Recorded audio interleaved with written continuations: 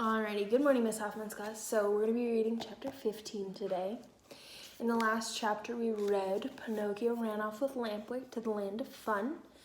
And the very last thing that happened was the boys were starting to turn into donkeys and somebody knocked on the door.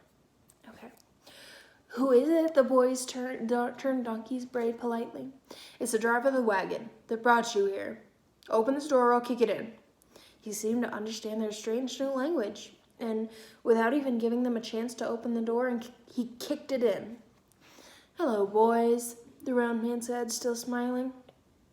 He didn't seem surprised at all, or should I say donkeys. Putting bridles on them, he started to pull them out the door. Where are we going? Lampwick tried to say, or bray, really. The driver was taking the boys to the market, and not to buy them some lovely snacks either. No, he told them, he was taking them there to sell them. It turned out that the driver of the wagon had another profession, that of a donkey dealer. He went around the world looking for lazy boys, those who ran away from home and from school, and were therefore destined to become donkeys. He made quite a good living doing this. There were, it seemed, many such boys around. At the market, Lampwick was bought by a farmer, and Pinocchio went to the owner of a circus, known to be a mean and greedy man. The next morning, Pinocchio's new job began. Her circus owner was determined to teach his new donkey how to jump and bow, dance the waltz and a polka, and even stand on his head. How the crowds would laugh, how rich the circus owner would become. Pinocchio worked hard and finally mastered all of the tricks the circus could open at last.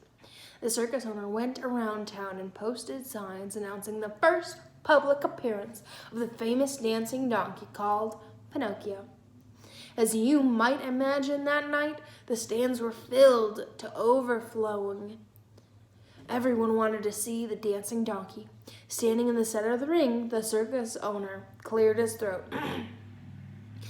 He lifted up his microphone. Ladies and gentlemen, boys and girls, you are in for a wonderful night, for soon you shall meet the famous dancing donkey.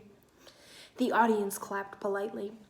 I found this donkey in the wilds of Africa, the circus owner continued.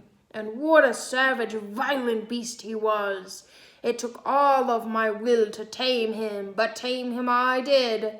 And now, presenting for you, Pinocchio. This was Pinocchio's cue to enter the ring. Upon spotting him, the audience erupted in applause. Oh, what a dolled-up donkey he was.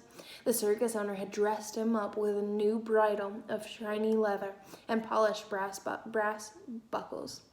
Pretty flowers and ribbons decorated his braided mane and tail, and a great sash of gold and silver was fastened around his waist.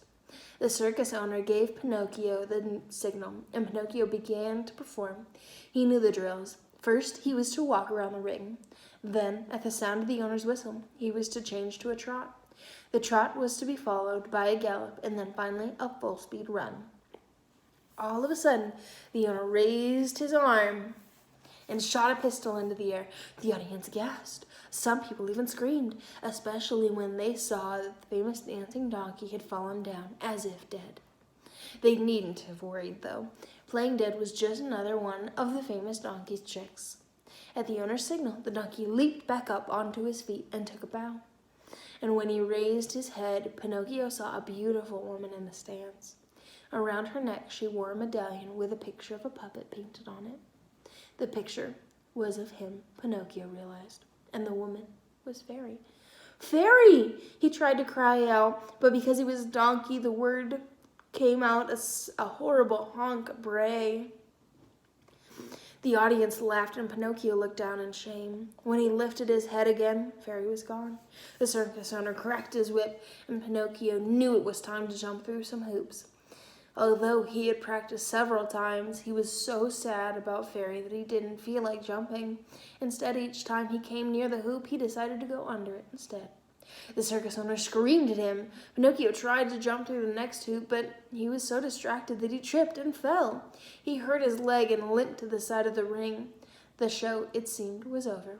The doctor was called to examine Pinocchio, and he declared that the donkey would be lame for the rest of his life. "What would I want with a lame donkey?" the owner asked angrily. The next day, the owner came to Pinocchio's stall and put a bridle around his neck and roughly pulled him out.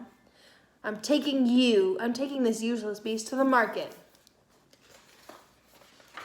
to sell it," the owner muttered to himself and pulled the donkey forward. "Not if I had anything to say about it," Pinocchio brayed stubbornly. After all, what if his next owner turned out to be even meaner than the circus owner? Pinocchio quickly pulled away from the circus owner, and even though his leg still hurt, ran like lightning.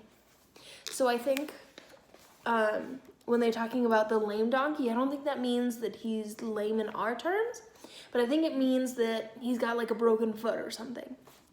Alrighty, everybody. Come in tomorrow to check out chapter 16. Really, really close.